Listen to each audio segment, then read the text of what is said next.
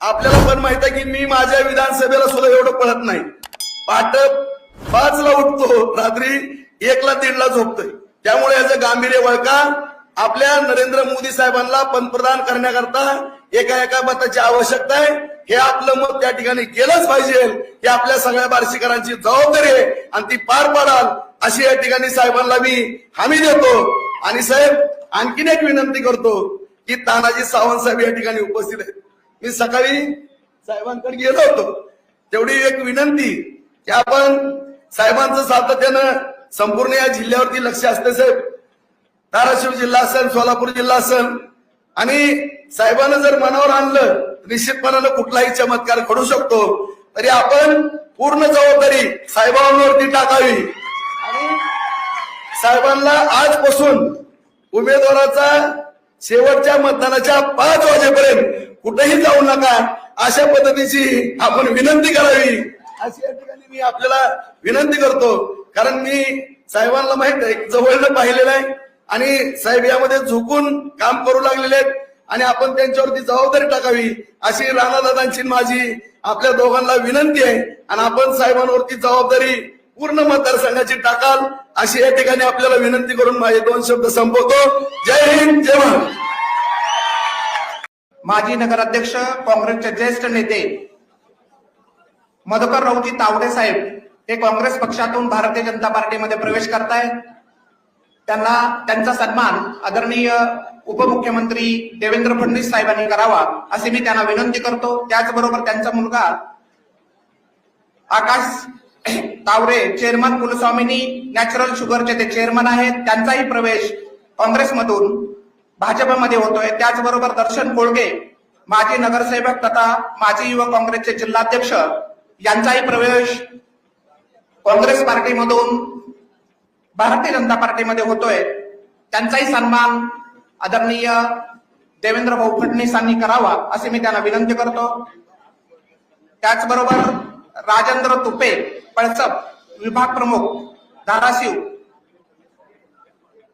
यांचाही प्रवेश भारतीय जनता पार्टीमध्ये होतोय. त्यांचाही सन्मान महाराष्ट्र राज्याचे उपमुख्यमंत्री देवेंद्र फडणवीस यांनी करावा असे मी त्यांना विनंती करतो. आणि या सर्वांनी हे माझी ज्येष्ठ काँग्रेसचे बऱ्याच दिवसापासूनचे कार्यकर्ते आहेत. नगराध्यक्ष म्हणून त्यांनी कारकीर्द बजावलेली आहे. त्यांनी भारतीय जनता पार्टीच्या विचाराला प्रेरित होऊन जो प्रवेश केलेला आहे, त्यांचा मुलगा यांनी आकाशनेही प्रवेश केलेला आहे, दर्शन कोळगेनी प्रवेश केलेला आहे. त्याचबरोबर जय श्रीराम, जय भवानी, जय भवानी. महाराष्ट्राची कुलस्वामिनी आई तुळजाभवानी, संत शिरोमणी श्री गोरोबा काका आणि भगवंतांच्या चरणी आधी नतमस्तक होते. आपल्या महाराष्ट्राचे लाडके उपमुख्यमंत्री आणि ज्यांच्या येण्याने माझ्या या प्रचाराला आणि मला खरोखरच बळ मिळालंय. फडणवीस साहेब आपली फॉर्म भरताना वाट बघत होतो, पण आज आपण आला. थँक्यू. तुम्हाला माहित नाही की तुमच्या येण्याने केवढा भाषण चुकणार आहे, पण एवढं निश्चित बोलते की तुमच्या येण्याने मला वैयक्तिक खूप बळ आणि माझा विजयावरचा विश्वास ठाम झालेला आहे. तुम्ही पाठीशी असाल तर ही निवडणूक 1001% आम्ही जिंकणार आहे. आमच्या धाराशिवचे पालकमंत्री तानाजी सावंत साहेब ज्यांनी फॉर्म भरताना म्हणजे मला शब्द आहेत की त्यांनी स्वतःहून म्हणाले की मी बहिणीसाठी छातीचा कोट करून उभं राहील. माझं भाग्य आहे की माझ्या पाठीशी एवढे कणखर भाऊ उभे आहेत. आपल्या बार्शी तालुक्याचे भाग्यविधाते आमदार माननीय राऊत साहेब ज्यांनी माझी उमेदवारी खेचून आणली आणि पहिल्यांदा ते म्हणाले की ताई फॉर्म तुम्हाला तिकीट डिक्लेअर होताना मी तुमच्या पाठीशी होतो, आता तुम्हाला निवडूनच देणार. मी खरंच त्यांची ऋणी आहे. तुळजापूरचे आमदार माननीय राणा जगजितसिंह पाटील साहेब, सुनील चव्हाण साहेब, गोपचडे साहेब, त्यांना पहिल्यांदा भेटते खासदार झाल्यावर कॉंग्रॅच्युलेशन. इथं व्यासपीठावरील सर्व महायुतीचे पदाधिकारी नेते, इथं जमलेले सर्व बार्शी परिसरातील सर्व वडीलधारी मंडळी, ग्रामस्थ, आवर्जून उपस्थित असलेल्या महिला, आज सगळ्यात प्रथम तर मी येत्या 7 मेला होणाऱ्या लोकसभा निवडणुकीसाठी महायुतीची उमेदवार, महायुती म्हणजे भाजप, शिवसेना एकनाथ शिंदे गट, राष्ट्रवादी काँग्रेस पक्ष अजित पवार गट, रासप जानकर साहेबांची, मनसे राज ठाकरे साहेबांची, रिपाई रामदास आठवले साहेबांची, स्वाभिमानी पक्ष, लहुजी शक्ती सेना, रयत क्रांती सेना आणि इतर घटक पक्षाची अधिकृत उमेदवार म्हणून माझ्या घड्याळा चिन्हासमोरील बटन दाबून आपण मला विक्रमी मताने विजयी करावं ही विनंती मी आज आपल्याला करायला आलेले. मी जास्त बोलणार नाही. मला दोन तीन गोष्ट फक्त क्लिअर करायचंय की ही निवडणूक अर्चना पाटील विरुद्ध कोण अशी नाहीच आहे. ही निवडणूक मोदीजी वर्सेस राहुल गांधी अशी निवडणूक आहे. कोणाला देशाचं पंतप्रधान करायचं, कोणाच्या हातामध्ये देश द्यायचा, कोण देशाला सुरक्षित ठेवेल, कोण देशाला महासत्ता करण्याकडे घेऊन जाईल, ही ठरवणारी निवडणूक आहे. आणि मला असं वाटतं मागच्या 2 टर्म मध्ये मोदीजींनी आपलं नेतृत्व सिद्ध केलंय. मी मोदीजींच्या सगळ्या योजना सांगणार नाही. सांगत बसलो तर आपल्याला रात्र सुद्धा पुरणार नाही. पण एक गोष्ट निश्चित की करोना सारखं संकट जेव्हा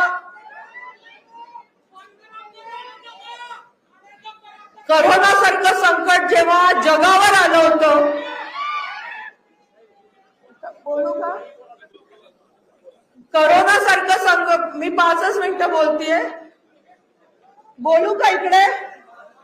करोना सारखं संकट जेव्हा जगावर आलं होतं तेव्हा मोदीजींनी आपलं नेतृत्व सिद्ध केलेलं आहे. वेळ अशी होती की आपली शेजारीण एकमेकींना वाटीभर साखर देत नव्हती, आपली मुलं शेतात जात नव्हती. अशा वेळेस मोदीजींनी जगातल्या 1 नंबर लोकसंख्या असलेल्या देशातल्या प्रत्येक व्यक्तीला 5 किलो गहू ज्वारी तांदूळ दिली. एका कुटुंबात जर 5 व्यक्ती असतील तर 25 किलो गहू ज्वारी तांदूळ आली. लक्षात घ्या की म्हणजे ही योजना आता पण चालू आहे, अजून 5 वर्ष चालणार आहे. पण जेव्हा जग बंद होतं तेव्हा मोदीजींनी आपल्याला जे धान्य पाठवलंय त्याचं महत्व जास्त आहे. मोदीजींनी आपल्याला दिलासा दिला की घाबरू नका, मी तुमच्या पाठीशी आहे, काहीही तुम्हाला होऊ देणार नाही. ताप यायचा, आपण क्रोसिनची गोळी घ्यायचो. 4 दिवसांनी डॉक्टरकडे गेल्यानंतर डॉक्टर म्हणायचे करोना झालेला आहे, उशीर झाला यायला. आणि आता जसे व्हॉट्सअप ग्रुपवर वाढदिवसाच्या शुभेच्छांचे फोटो असतात तेव्हा श्रद्धांजलीचे फोटो मी एवढे रंगून याच्यासाठी सांगतेय की तो काळ आठवा, तो काळ किती भयानक होता. आणि अशा वेळेस मोदीजी आपल्या पाठीशी देशाचे मुखिया म्हणून खंबीरपणे उभं राहिले. या तापावर औषध काढलं, ते भारतात निर्माण केलं आणि आपल्या जगातल्या 1 नंबर लोकसंख्या असल्या देशातल्या प्रत्येक वाडी वस्तीवर 0 to 18 बाळापर्यंत ती मोफत लस पोहोचवली. 200 रुपये जरी लसीची किंमत लावली असती आणि एखाद्या कुटुंबात 5 जण असते तर 1000 रुपये काढून देणं तेव्हा जीवावर आलं असतं.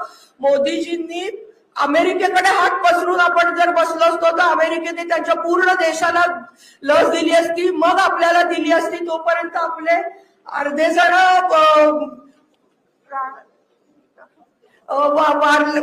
मृत्युमुखी पडले असते. मी फक्त ही 2 उदाहरणं दिली की मोदीजींनी आपलं नेतृत्व कसं सिद्ध केलेलं आहे. आणि परत एकदा 3ऱ्या टर्मला मोदीजी 1001% पंतप्रधान होणार आहे. महिला म्हणून मला एक गोष्ट आवर्जून सांगावीशी वाटते की जे मोदीजींचं एक कार्य मला जास्तीत जास्त भावलंय किंवा जे आम्हा महिलांना इम्पॅक्ट केलंय ते म्हणजे 12,000 रुपये शौचालय दिलेले आहेत. पूर्ण जगातल्या 1 नंबर लोकसंख्या असल्या देशाला 12,000 रुपये देऊन स्वच्छ भारत मिशन अंतर्गत म्हणजे पहिले पुरुष पंतप्रधान होते 75 वर्षानंतर ज्यांनी लाल किल्ल्यावरनं स्वच्छ भारत मिशनची घोषणा केली आणि पूर्ण देश हागणदारी मुक्त केला. आम्हा बायकांना फक्त 2 गोष्टी पाहिजे होत्या, एक म्हणजे दारूबंदी आणि दुसरी हागणदारी मुक्तता.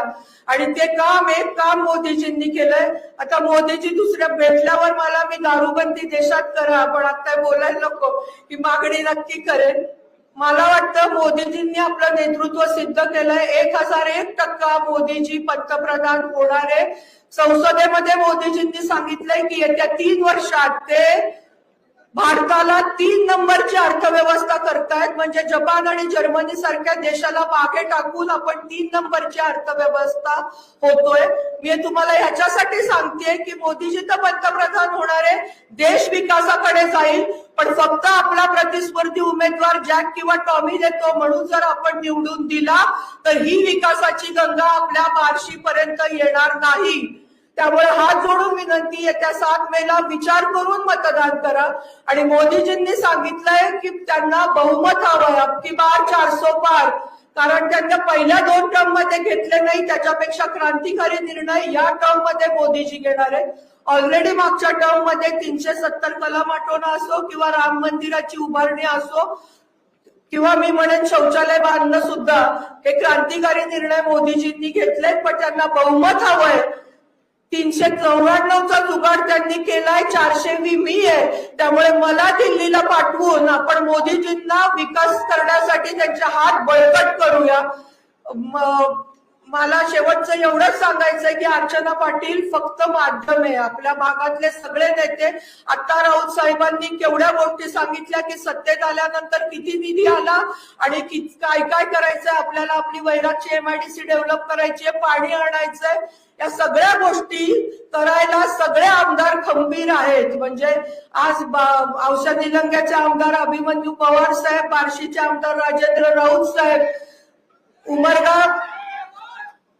उमरगा लोहाराचे ज्ञानराज चौगुले साहेब, बसवराज पाटील साहेब, रवी गायकवाड सर, तुळजापूरचे आमदार राणा जगजितसिंह पाटील साहेब, धाराशिवचे पालकमंत्री तानाजी सावंत साहेब, संभाजी पाटील निलंगेकर साहेब, अर्चना पाटील चाकूरकर ताई, हे सगळे जण आपापल्या भागाचा विकास करायला खंबीर आहेत. अर्चना पाटील फक्त एक माध्यम असणारे, एक महायुतीचा खासदार आपण निवडून दिला की हे ताटमानेने हक्काने महायुतीच्या सगळ्या आपल्या राज्यातल्या नेत्यांकडे आणि दिल्लीमध्ये अमित शाह साहेब, मोदी साहेब आणि नड्डा साहेबांकडे जाऊन आपापल्या भागासाठी निधी खेचून आणू शकतील. त्यामुळे हात जोडून विनंती, हा विषय 20 लाख लोकांच्या मतदानाचा विकासासाठीचा आहे. एक मतदान केल्यानंतर आपल्याला काय मिळणार आहे? फोन सगळ्यांनाच उचलावे लागतात, ग्रामपंचायत सदस्याला सुद्धा उचलावे लागतात, नाही तर परत निवडून येत नसतो. त्यामुळे विचार करून मतदान करा. मोदीजींसारखे पंतप्रधान परत परत देशाला लाभत नाही. आपलं भाग्य आहे की 3ऱ्या टर्मला मोदीजी आपल्याला पंतप्रधान लाभतायत. त्यांच्या माध्यमातून आपल्याला आपल्या धाराशिव मतदारसंघाचा विकास करायचा आहे आणि आपले नेते एकनाथ शिंदे साहेब, देवेंद्रजी फडणवीस साहेब आणि अजित पवार साहेब. त्यामुळे पुढच्या पिढीसाठी तुम्ही एक मतदान आज कराल ते पुढची पिढीचा विकास ठरवणार आहे. त्यामुळे हात जोडून विनंती, येत्या 7 मेला घड्याळासमोरचं बटन दाबून भरभरून मतदान करा. खासदार झाल्यानंतर मला माहितीये मला चिठ्ठी आली आहे शॉर्ट, पण राणा मला बोलू द्या 1 मिनिट. तर मला एक गोष्ट सांगायची की शिर्डीच्या नाशिकच्या साईबाबांच्या चरणी विमान आलं, कोल्हापूरच्या अंबाबाईच्या पायाशी विमान आलं, नाशिकला त्र्यंबकेश्वर ज्योतिर्लिंग वणीच्या देवीच्या पायाशी विमान आलं होतं, पण माझ्या महाराष्ट्राची कुलस्वामिनी आई तुळजाभवानीच्या पायाशी आजतागत ट्रेन आलेली नव्हती. राणादादा आमदार झाल्यानंतर त्यांनी राज्य सरकारकडनं आणि वरती मोदीजींना पाठवल्यानंतर सोलापूर तुळजापूर धाराशिव रेल्वे मंजूर झाली. आघाडी सरकारच्या काळामध्ये त्याचा जो राज्य सरकारचा 450 कोटी रुपये हप्ता होता तो भरायला त्यांना जमलं नव्हतं. आणि आता आपलं महायुतीचं सरकार आल्यानंतर राज्य सरकारचा 450 कोटी आणि केंद्र सरकारचा 450 कोटी असे 900 कोटी रुपयेचा निधी येऊन ते काम चालू झालं आणि 1.5 वर्षामध्ये माझ्या आई तुळजाभवानीच्या चरणी रेल्वे येणार आहे. मी तुम्हाला का सांगते की विकास जर आपण जिल्ह्याचे पालकमंत्री तथा आरोग्यमंत्री महाराष्ट्र राज्य, मी तानाजी सावंत साहेबांना विनंती करतो की त्यांनी आपले विचार व्यक्त करावे.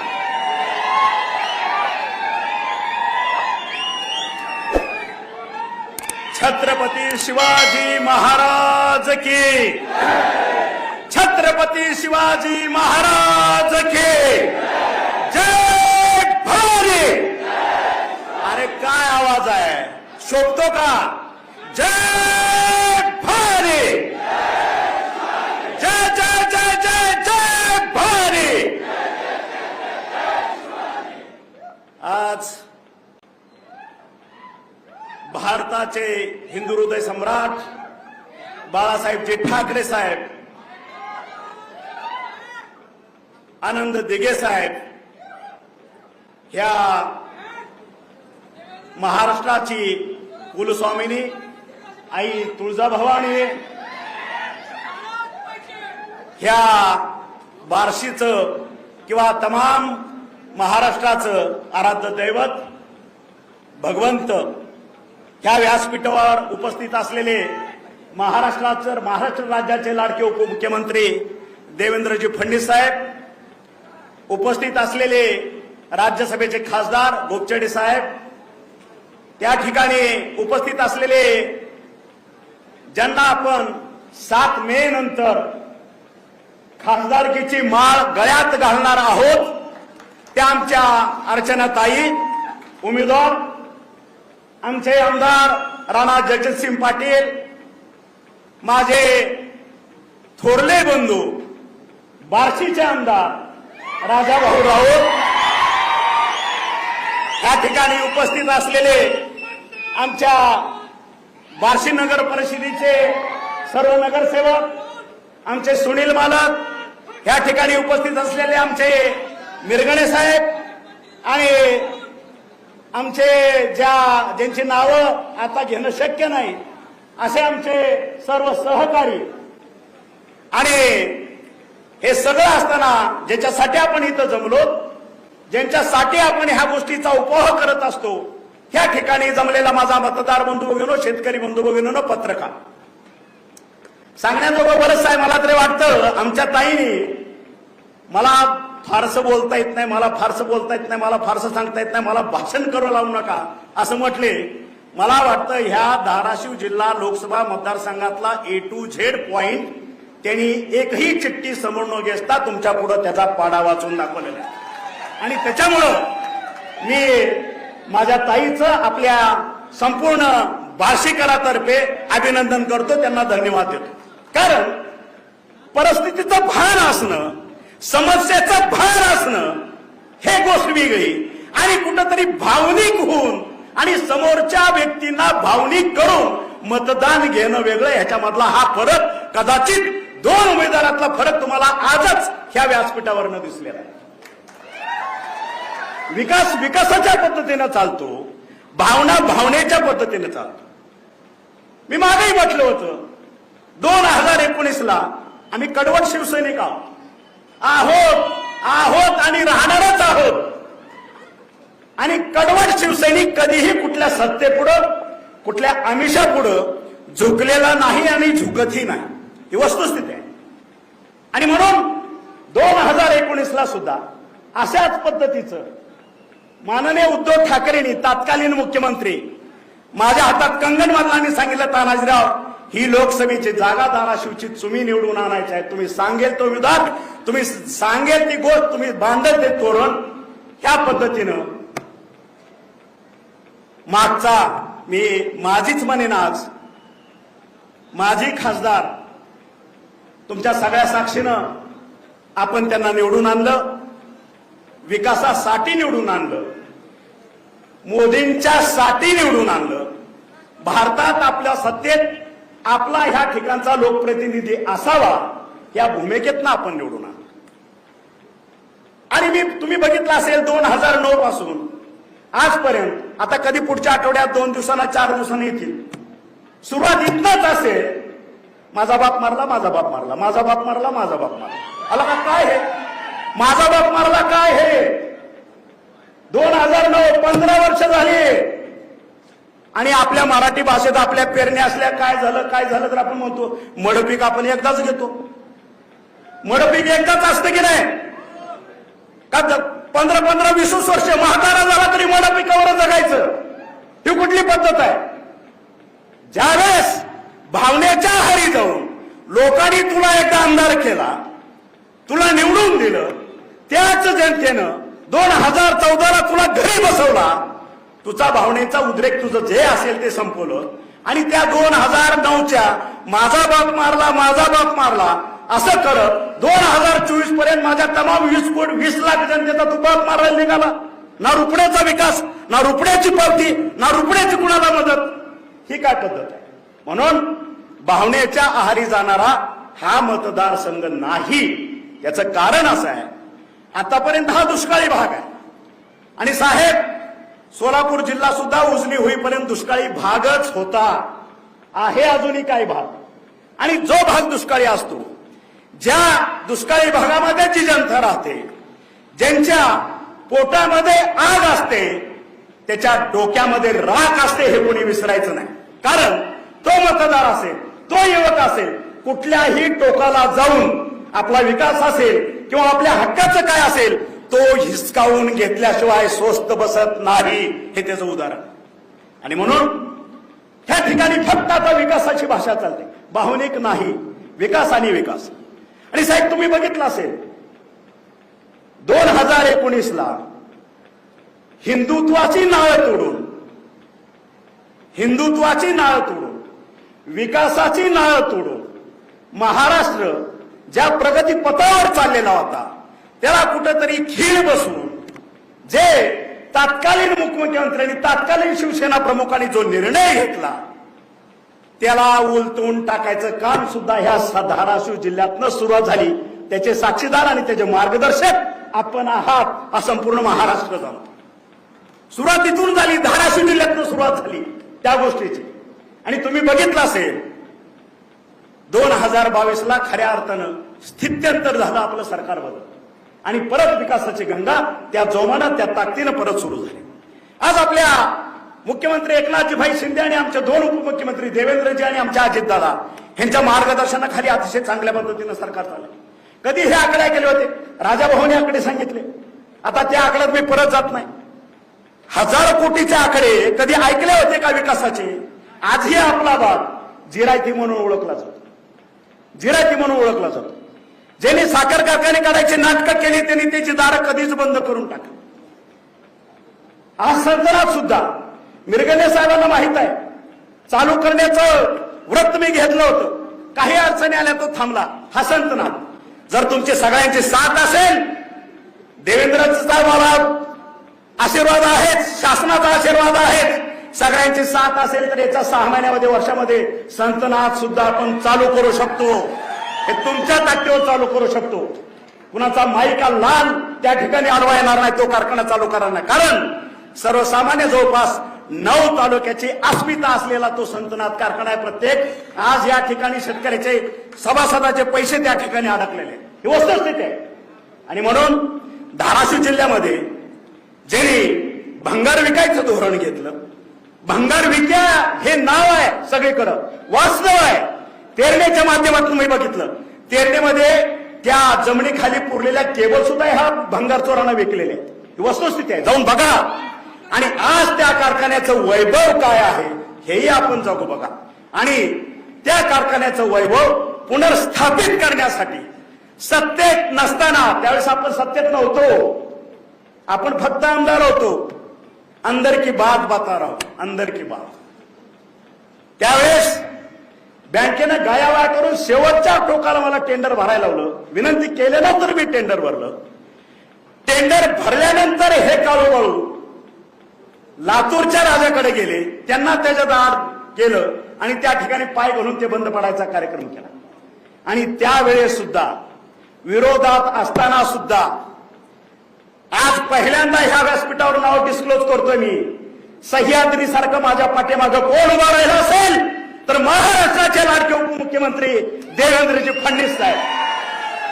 खऱ्या अर्थाने त्यांनी मला ताकद दिली आणि 3-4 सत्तांतर झाल्यानंतर 2 ते 3 महिन्यामध्ये त्या कारखान्याचं पोझिशन त्यांनी स्वतःच्या हस्ते मला त्या ठिकाणी दिले. ही विकासाची वाटचाल आहे. आणि या ठिकाणी आपण कुठलाही विकासाच्या बाबतीत तडजोड करू नका, भावनिक व्हायचं काय कारण आहे. आणि साहेब देवेंद्रजी, मी तुम्हाला एक सांगू इच्छितो, ह्या बार्शीत माझे संस्कार ह्या बार्शीतले 7वी ते 10वी सुलाकी हायस्कूलला ह्या बार्शीला मी बोर्डिंग मध्ये शिकलो नाही. ह्या बार्शीचा गल्लीला गल्ली, पांड्या चौक, अमुक चौक, ही गल्ली ती गल्ली, इथनं फिरलेला आहे हाफ चड्डीवरती. माझं आयुष्य इथनं सुरुवात झालेलं आहे, संस्कार ह्या बार्शीचे आहेत. इथला कानाकोपरा मला माहित आहे. कारण ज्या वयात आपण विचार करायला आपल्याला चालना मिळते, शिकतो, ते विचार माझे बार्शीचे आहेत, ते विचार माझे भगवंताचे विचार आहेत. आणि म्हणून ह्या बार्शीच्या ठिकाणी ही लोकसंख्या तुम्हाला इतर शहरात दिसणार ज्या पद्धतीची ह्या ठिकाणची आज नगरी आहे, आज बार्शीवासी आहे, हा अतिशय बुद्धिवंत प्राध्यापक असेल, व्यापारी असेल, रिटायर झालेला शासकीय अधिकारी असेल, अशा पद्धतीची ही 2 लाखाची वस्ती आहे. आमच्या दृष्टीनं त्यावेळची ही विद्यानगरी आहे. दुसरी ओळख बार्शीची हे मराठवाडा आणि पश्चिम महाराष्ट्राचं प्रवेशद्वार आहे. तिसरी ओळख ह्या बार्शीची, ह्या ठिकाणी आर्थिक केंद्र हे बार्शी आहे. आसपासच्या 2 जिल्ह्यात धाराशिव जिल्हा असेल आणि सोलापूर जिल्हा असेल, जर पूर्वेकडचा भाग असेल त्या ठिकाणचं अर्थकारण ह्या बार्शीमधून होतं. आणि म्हणून जुनी बार्शीची ओळख काय असेल? तमाशाचा असेल, फडाचा असेल, गजरा बांधायचा असेल, ती ओळख संपलेली आहे. आता विकासाचं पर्व सुरू झालेलं आहे, विकासाची गंगा वाहणार आहे. आणि म्हणून 2019ला माननीय देवेंद्रजींनी मुख्यमंत्री असताना त्यावेळेस आपल्या उजनीतनं जेऊर बोगद्यातनं पाणी मिरगावांवरून आपल्या संपूर्ण मराठवाड्याला पाणी आणायचं होतं 7 TMC. तो प्रोजेक्ट मंजूर करून दिला, त्याचं चाल करून दिली. जलयुक्त शिवार सारखी मोठी योजना राबवली. त्या काळात शेवटचे 4 महिने मी कॅबिनेट मंत्री होतो, देवेंद्रजीच्या हाताखाली काम केलं. त्यावेळेचा माझ्याकडे अहवाल आहे, जलयुक्त शिवारामुळे मराठवाड्यातल्या जमिनींचं 4.5 मीटरनं वॉटर टेबल वाढलेलं होतं. आणि जसं सरकार बदललं, सत्तांतर झालं, इमिजिएट अशा शेतकऱ्यांच्या हिताच्या, सर्वसामान्य माणसाच्या हिताच्या योजना त्यांनी बंद पाडल्या.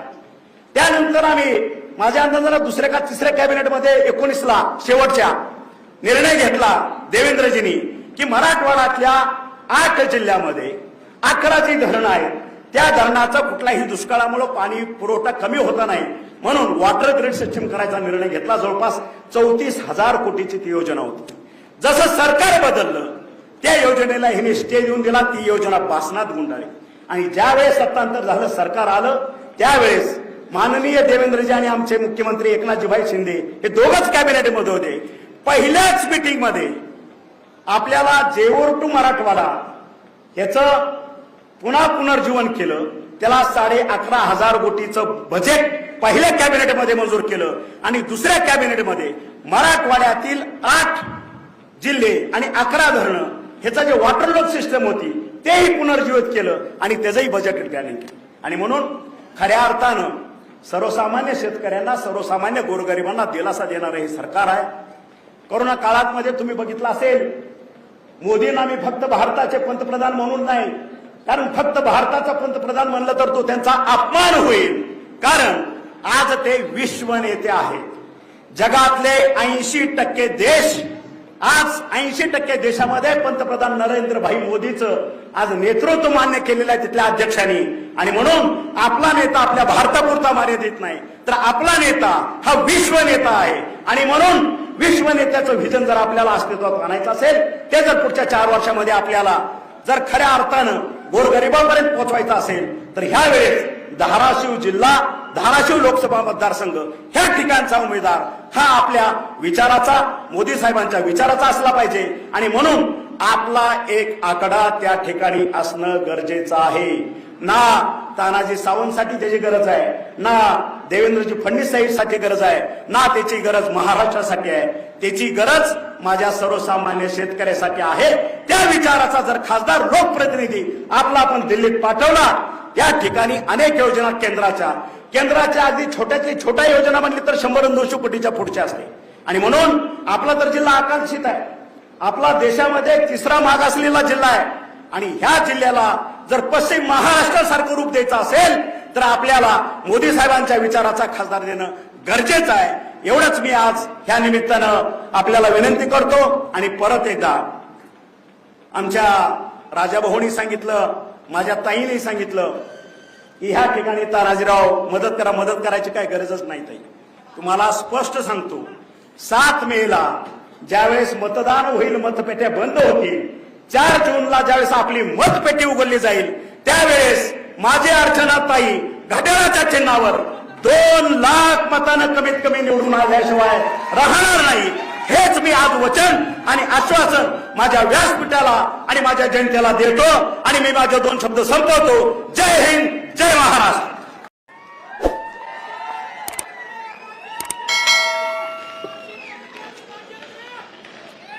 भारत माता की, भारत माता की, छत्रपती शिवाजी महाराज की, धर्मवीर छत्रपती संभाजी महाराज की, जय श्रीराम.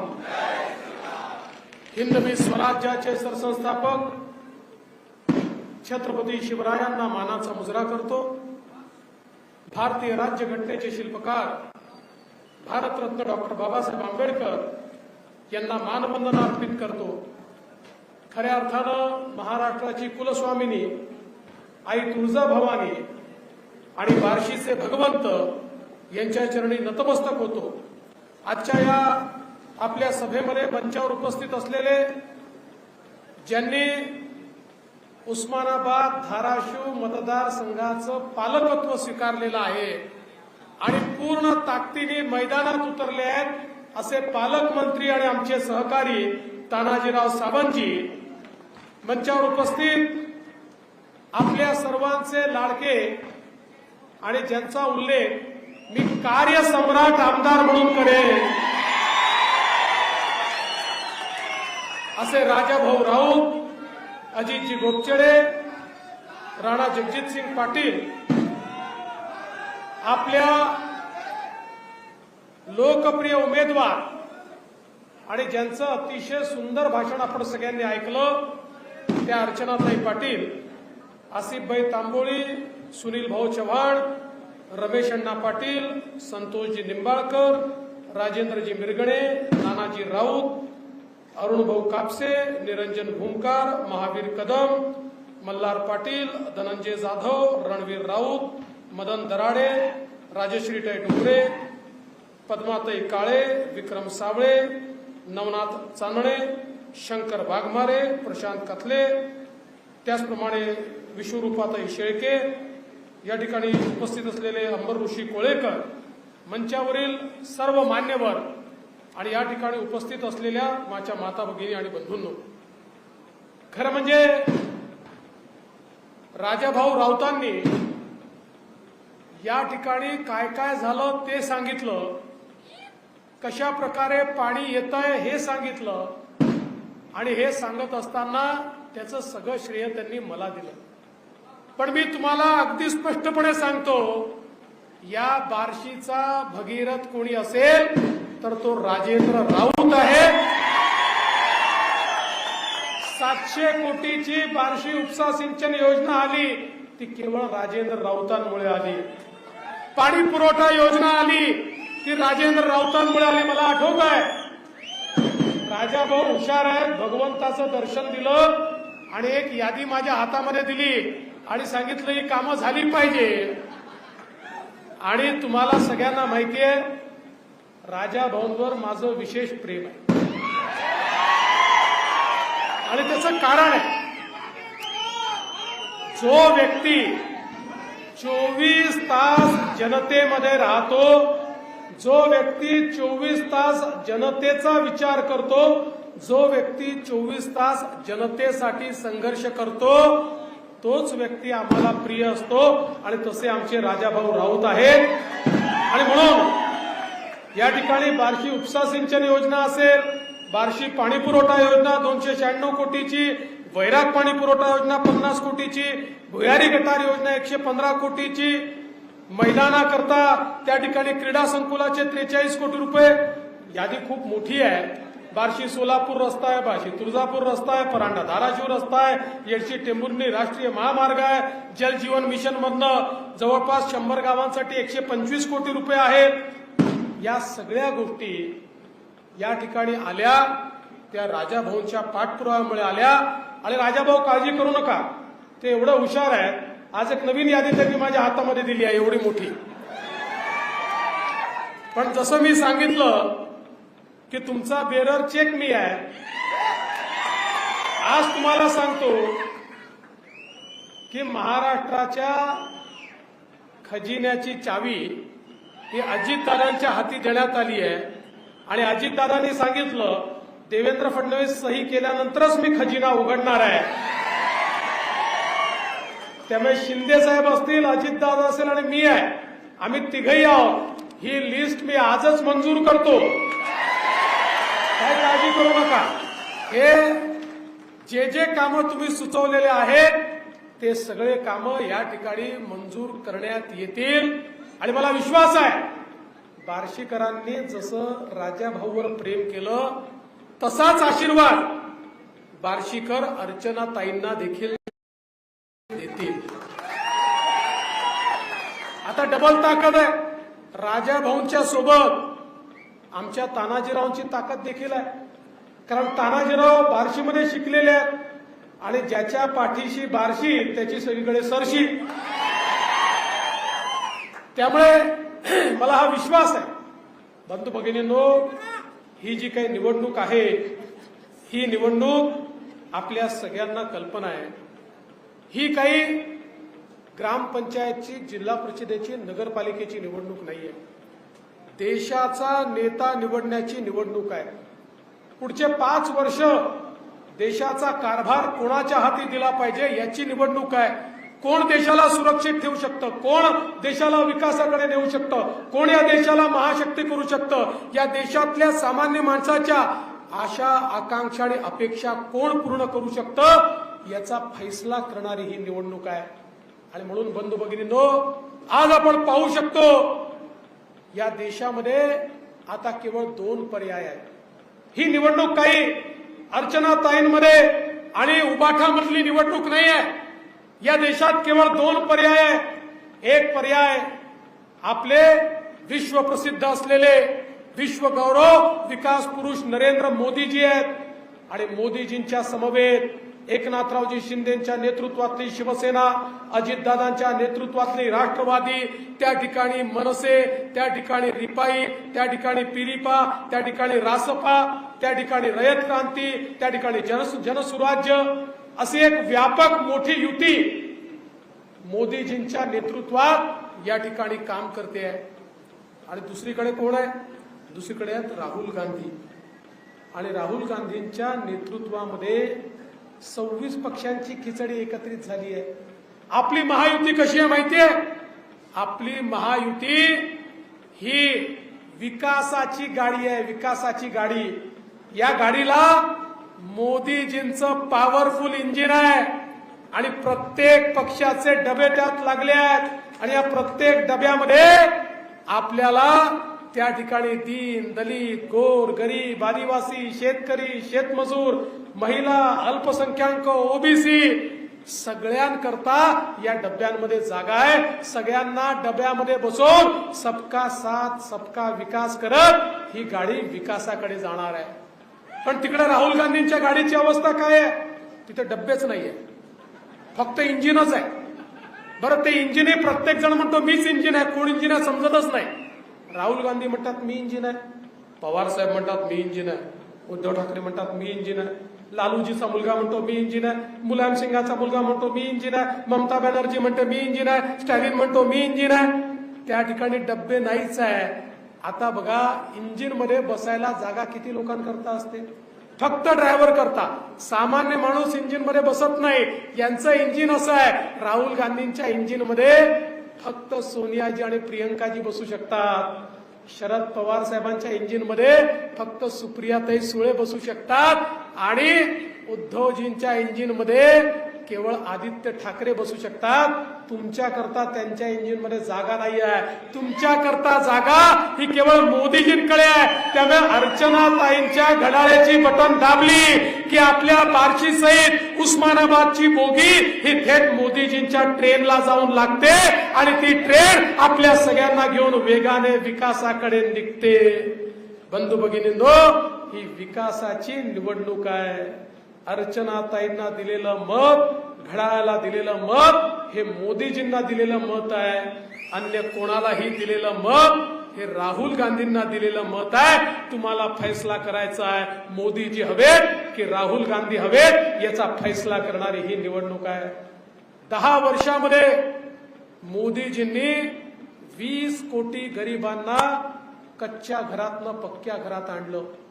50 कोटी लोकांकडे गॅस दिला, 55 कोटी लोकांकडे शौचालय दिलं, 60 कोटी लोकांकडे शुद्ध पिण्याचं पाणी पोचवलं, 80 कोटी लोकांना मोफत रेशन देण्याचं काम केलं, 60 कोटी लोकांना आयुष्यमान भारतमध्ये 5 लाखापर्यंतचा सगळा इलाज मोफत केला, जवळजवळ 60-62 कोटी लोकांना आमच्या तरुणाईला मुद्राचं लोन दिलं, 10 लाखापर्यंतचं लोन बिना तारण आणि बिना गॅरेंटरचं मोदीजींनी त्या ठिकाणी दिलं. पूर्वी एखादा तरुण हा जर बँकेत जायचा, बँक त्याला विचारायची तारण ठेवायला तुझ्याकडे घर किंवा जमीन आहे का.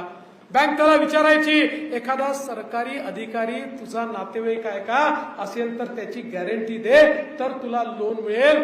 मोदीजींनी सांगितलं या सगळ्यांची गॅरंटी मी घेतो आणि जवळजवळ 60-61 कोटी लोक हे त्या ठिकाणी 10 लाखापर्यंत मुद्रा लोनचे लाभार्थी झाले आणि याच्यामध्ये 31 कोटी महिला आणि मुली आहेत की ज्या आपल्या पायावर उभ्या राहिल्या आहेत. आज मोदीजींनी बचत गटाच्या माध्यमातून 80 लाख बचत गट तयार केले. राजाभाऊ सांगत होते आपल्याकडे किती चांगलं बचत गटाचं काम झालंय. 80 लाख बचत गट तयार केले आणि त्या बचत गटांना 8 लाख कोटी रुपये त्या ठिकाणी कर्ज दिलं. 10 कोटी महिला आज या बचत गटांमुळे आपल्या पायावर उभ्या राहिल्या आणि आता मोदीजींनी सांगितलंय त्यापैकी 3 कोटी महिलांना ते आता लवकरच लखपती दीदी बनवणार आहेत. अशा प्रकारे महिलांच्या मातांच्या पाठीशी उभे राहणारे आणि परिवाराला उभे करणारे माननीय मोदीजी आहेत. आज आपण पाहू शकतो मोदीजींनी जे आपले वयस्कर लोक आहेत त्यांना देखील वयोश्री सारखी योजना दिली.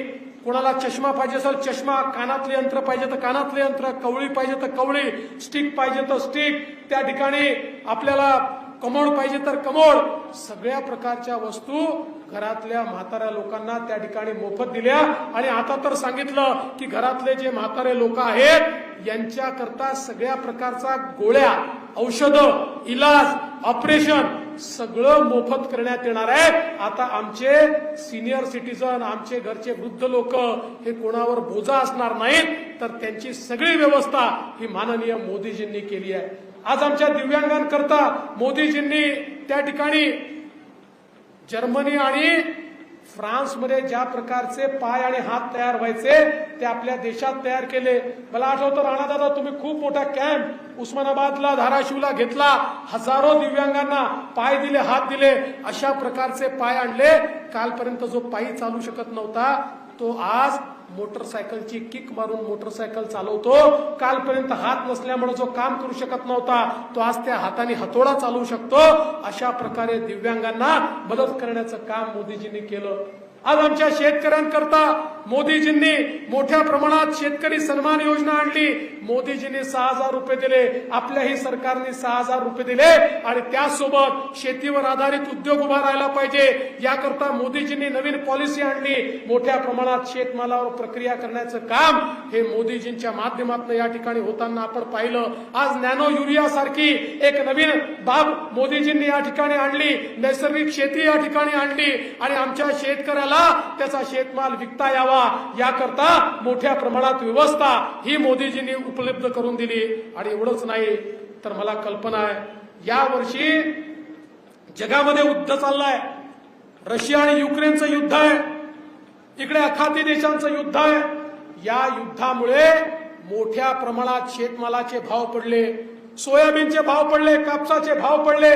शेतकरी अडचणीत आला. आम्ही माननीय प्रधानमंत्र्यांशी भेटलो, त्यांच्याकडनं सल्ला घेतला आणि निर्णय केला की आमचा जो सोयाबीनचा शेतकरी आहे, ज्या शेतकऱ्याला त्या ठिकाणी कमी भाव मिळालेला आहे त्याला भावांतर योजना लागू करायची आणि 4,000 कोटी रुपये त्याकरता आम्ही ठेवले. या ठिकाणी बंधू भगिनींनो खऱ्या अर्थानं निवडणुकीची आचारसंहिता आली म्हणून आम्ही तुम्हाला पैसे देऊ शकलो नाही, पण आचारसंहिता संपल्यानंतर त्या ठिकाणी भावांतर योजनेच्या अंतर्गत आमचा जो सोयाबीनचा शेतकरी आहे थेट त्याच्या खात्यामध्ये भावांतराचे पैसे आम्ही जमा करणार आहोत आणि शेतकऱ्याला देखील दिलासा देण्याचं काम होत आहे. आपल्याला कल्पना आहे यावेळी कांद्याचं शॉर्टेज तयार झालं. देशामध्ये शॉर्टेज तयार होऊ नये म्हणून काही प्रमाणात त्या ठिकाणी कांद्यावर निर्यात बंदी लागली. कालच ती निर्यात बंदी उचललेली आहे. पण महाराष्ट्रामध्ये एकनाथराव शिंदेजींनी आम्ही निर्णय केला, मागच्या काळामध्ये आपण कांद्याला अनुदान दिलं आणि आताही या निर्यात बंदीच्या काळामध्ये ज्या शेतकऱ्यांचं नुकसान झालंय त्या शेतकऱ्यांना मदत करण्याची भूमिका हीच राज्य सरकारने या ठिकाणी घेतलेली आहे.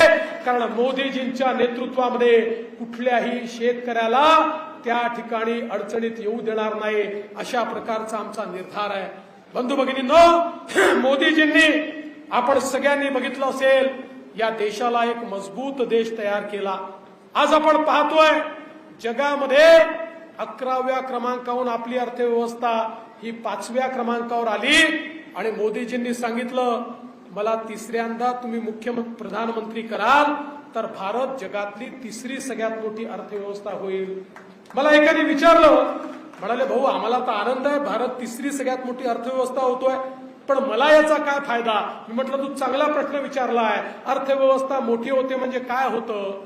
अर्थव्यवस्था मोठी होते म्हणजे संधी तयार होते, अर्थव्यवस्था मोठी होते रोजगाराची निर्मिती होते, अर्थव्यवस्था मोठी होते नोकऱ्या तयार होतात, अर्थव्यवस्था मोठी होते इन्फ्रास्ट्रक्चर करता पैसा मिळतो, रस्ते, रेल्वे, पाणी, पाटबंधारे, इरिगेशन, वीज, घरं, या प्रत्येक गोष्टी करता पैसा मिळतो. आज आपण बघा युपीएचं सरकार होतं तर रस्ते, वीज, पाणी, रेल्वे याच्यावर वर्षाला 1 लाख कोटी रुपये खर्च व्हायचे. मोदीजींनी 1 लाख कोटीवरनं 13 लाख कोटीपर्यंत बजेट म्हणजे 13 कोटी पटीने बजेट त्या ठिकाणी वाढवलं. आणि म्हणून हे जे सगळे रस्ते आपण पाहतोय, रेल्वे आपण पाहतोय, ज्या रेल्वेचा अर्चनाताईंनी या ठिकाणी उल्लेख केला, हे सगळे कामं होऊ शकले कारण मोदीजींनी अर्थव्यवस्था मजबूत केली. अर्थव्यवस्था मजबूत होते तर गरीब कल्याणाचा अजेंडा चालतो, गरीबाला, शेतकऱ्याला, शेतमजुराला मदत देता येते. अर्थव्यवस्था मजबूत होते तर त्या ठिकाणी आपला देश देखील सुरक्षित होतो. आपण सगळे बघा, अर्चनाताईंनी उल्लेख केला, खरं आहे कोविडचा काळ आठवा, ज्या काळामध्ये आपल्या नातेवाईकाकडे जाण्याची चोरी होती, मौत मिट्टीला लोक जात नव्हते, एकमेकाला ओळख दाखवत नव्हते, प्रत्येकाच्या नजरेसमोर होतं माझा परिवार वाचेल का, आजूबाजूचे लोक किड्या मुंग्यासारखे पटापटा मरत होते आणि जगाच्या पाठीवर लोक म्हणायचे भारतामध्ये किमान 40-50 कोटी लोक तरी मरतील.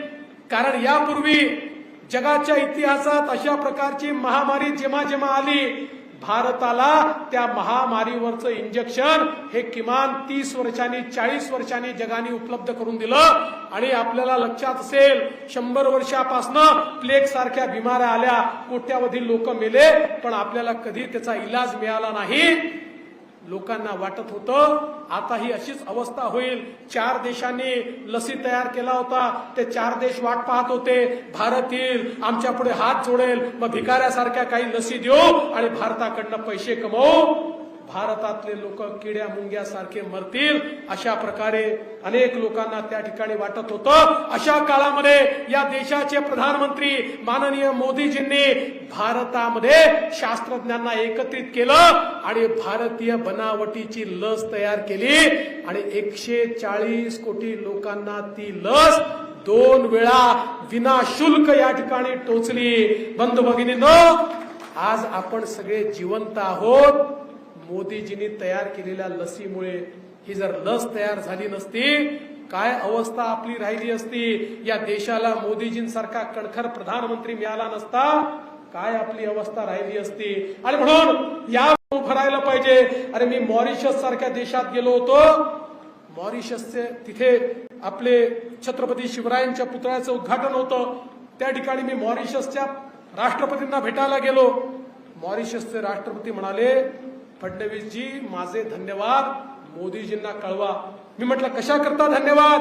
म्हणाले माझा मॉरिशस जिवंत आहे कारण मोदीजींनी आम्हाला कोविडची लस दिली, नाहीतर माझा मॉरिशस बेचिराख झाला असता. आणि जगामध्ये असे 100 देश आहेत की जे देश मोदीजींचं नाव घेतात, हा जगातला शक्तिशाली देश म्हणून आपल्या पाठीशी ते उभे आहेत. बंधू भगिनींनो, ही निवडणूक ही देशाची निवडणूक आहे. आज देश सुरक्षित राहायला पाहिजे. आपण तो काळ आठवा जेव्हा कोणी आपल्या देशात यायचं, देशामध्ये बॉम्बस्फोट करायचं आणि निघून जायचं आणि आमचे प्रधानमंत्री अमेरिकेकडे जाऊन हात जोडून म्हणायचे, बघा बघा तो पाकिस्तान त्या ठिकाणी आमच्या देशात बॉम्बस्फोट करतो, आमच्या देशातल्या लोकांना मारून टाकतो, तुम्ही त्याला रागवा. त्यांना ते रागवायचे नाही आणि बॉम्बस्फोट थांबायचे नाही. मोदीजी सत्तेवर आले, पाकिस्तानला वाटलं हे तसंच सरकार आहे, त्यांनी आपल्या देशामध्ये हल्ला केला, आपल्या देशामध्ये बॉम्बस्फोट केला. मोदीजींनी एअर स्ट्राईक केला, सर्जिकल स्ट्राईक केला, त्या ठिकाणी घुसून आतंकवाद्यांना मारलं. बघा 2019 नंतर कोणाच्या बापाची हिंमत झाली नाही भारतामध्ये एकही बॉम्बस्फोट करू शकले नाहीत. अरे आता भारत मजबूत देश झालाय आणि पाकिस्तान दिवाळखोरीकडे चाललाय. ही अवस्था या देशामध्ये मोदीजींनी केली. आज भारताने 7,000 किलोमीटर दूर कुठेही शत्रूचं टार्गेट असेल तर त्या ठिकाणी जाणारं मिसाईल तयार केलाय. असं मिसाईल तयार केलाय, आर्टिफिशियल इंटेलिजन्स त्याच्यामध्ये आहे, ज्या मिसाईलला केवळ फीड केलं टार्गेट कुठे आहे की बरोबर 7,000 किलोमीटर जाऊन ते टार्गेट उद्ध्वस्त करते. असं अग्नि मिसाईल तयार केल्यामुळे आता चीनही वाकडी नजर करून भारताकडे पाहू शकत नाही. बंधू भगिनींनो, मजबूत नेता लागतो, मजबूर नेता नाही. जो झुकतो तो नेता नाही, जो झुकवतो तो खऱ्या अर्थानं नेता असतो. आणि असा झुकवणारा नेता हा मोदीजींच्या रूपानं आपल्याला लाभलाय. आणि म्हणून मी तुम्हाला विनंती करण्याकरता आलो आहे, देशाची निवडणूक आहे, देश राहिला तर आपण सगळे राहणार आहोत. आणि ज्या क्षणी 7 तारखेला अर्चनाताईंच्या घड्याळाची बटन तुम्ही दाबाल, वोट अर्चनाताईंना मिळेल, पण त्याच वेळी तुमचं वोट हे मोदीजींना देखील मिळेल. मोदीजींना पुन्हा प्रधानमंत्री करण्याची संधी ही तुमच्याकडे आहे, ही तुमच्या हातात आहे. देश मजबूत करण्याची संधी ही तुमच्याकडे आहे. आणि मला विश्वास आहे बार्शीतले लोक भगवंतांना मानणारे लोक आहे, भगवंताचा आशीर्वाद प्राप्त केलेले लोक आहे. त्यामुळे बार्शी ही निश्चितपणे आपल्या पाठीशी उभी राहील आणि अर्चनाताईंना तुम्ही निवडून द्याल हा विश्वास व्यक्त करतो. आणि पुन्हा एकदा सांगतो, राजा भाऊंनी दिलेली यादी पूर्ण करण्याची जबाबदारी माझी आणि सावंत सरांची आहे. ती यादी आम्ही पूर्ण करून दाखवू एवढाच विश्वास व्यक्त करून माझे 2 शब्द संपवतो. धन्यवाद. जय हिंद, जय भारत. नाव घेताना विसरलो, लहुजी शक्ती सेनेनेही पूर्ण पाठिंबा महायुतीला दिला. जय लहूजी. जय लहूजी.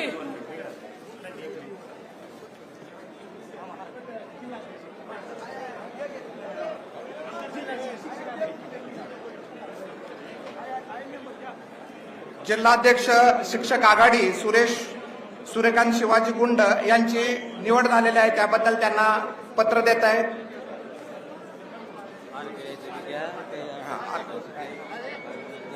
अविनाश